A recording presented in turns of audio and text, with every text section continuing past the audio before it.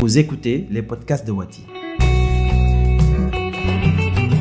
Quand on observe bien, les dialectes qui sont parlés dans les communes, parfois il y a une différence. Est-ce que vous pensez que la coopération entre les différentes communes, aussi appelée intercommunalité, peut aider à développer l'éducation dans la commune de Goudomp? Bien sûr. Bon, nous avons la chance, bien qu'il y ait une mosaïque vraiment de langues parlées à Goudomp. Je pense que le Wolof, tout Goudompois, ou bien tous ceux-là qui sont dans les différentes communes du département de Goudomp, 80% savent. Donc c'est là. En dehors du Wolof, il y a le Manding, nous sommes dans le Pakao, nous sommes dans le Birassou, nous sommes dans le Balantakunda, nous sommes dans le Fouladou. Donc ces peuples-là, et c'est le Manding qui est le plus parlé. Mais il ne faut pas négliger aussi le Balant et d'autres langues qui sont vraiment parlées ici. Je pense que c'est ça, c'est une interconnexion. Donc aucune commune ne peut se développer et se mouvoir seule. Il faut une interconnexion. Donc le développement a besoin des terres, le développement a besoin des animaux, le développement a besoin des rizières. Si tu ne trouves pas des rizières dans ta commune, tu vas le trouver dans d'autres communes. C'est pour cela que l'intercommunalité est un facteur clé pour le plein épanouissement, effectivement, de nos petites communes, ou bien de nos grandes communes, ou bien de nos communes tout court. Développer l'alphabétisation demande de ressources financières importantes, en plus des décisions stratégiques. Quelles sont les sources de financement de l'éducation qui sont explorées dans la commune de Goudomp? La première des sources de financement que l'école doit avoir, c'est la commune, c'est la communauté. Donc, qu'elle soit logistique, financière ou humaine, il faut d'abord qu'il y ait une école de la commune, une école de la communauté. Si la communauté s'approprie effectivement de l'école, mais c'est une base dans le cadre pour tout processus vraiment de financement. Puisque c'est la communauté qui doit se cotiser pour avoir vraiment accès à certains donneurs. C'est la communauté qui va démarcher pour qu'il y ait vraiment des relations extérieures. C'est la communauté qui doit faire ceci ou cela. C'est la communauté qui doit animer effectivement l'école. L'école a besoin d'être animée. L'école a besoin de vivre. Et l'école a besoin d'être fêtée.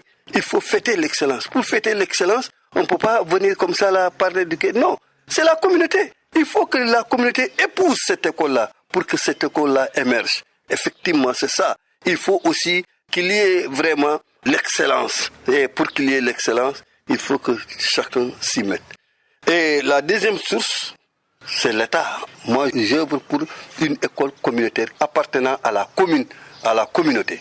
Vraiment. Dans le département de Goudomp, en Casamance, naturellement, on constate que de plus en plus, à un certain moment, beaucoup d'enfants abandonnent l'école pour les travaux champêtres ou pour le ramassage dans la carte. Est-ce que ce n'est pas un phénomène aussi qui bloque un peu l'éducation ou l'alphabétisation même en général? Oui, tu l'as dit. On l'a remarqué. C'est un problème de paupérisation. Avec vraiment 10, 15 ou 20 ans de conflit. Donc, la terre, comme le dit les Mandins, Baboukama, Santo Boukama.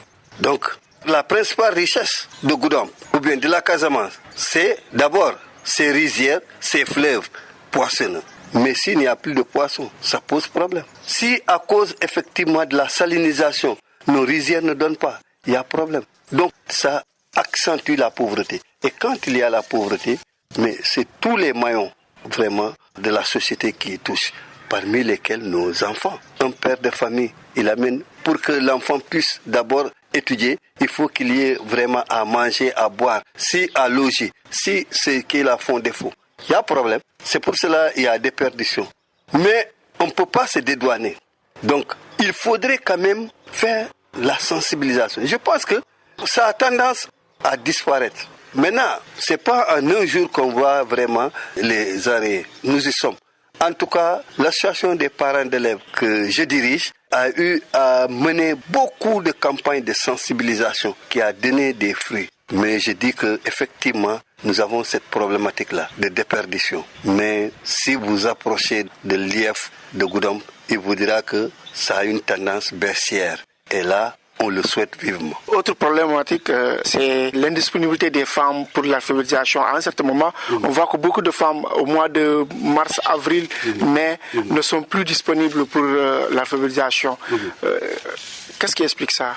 Oui, c'est un manque de programme et de programmation.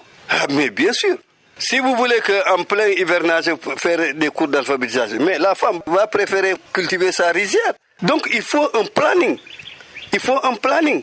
Donc pour pouvoir vraiment donner, bien que l'alphabétisation ne doit pas être reléguée au second plan.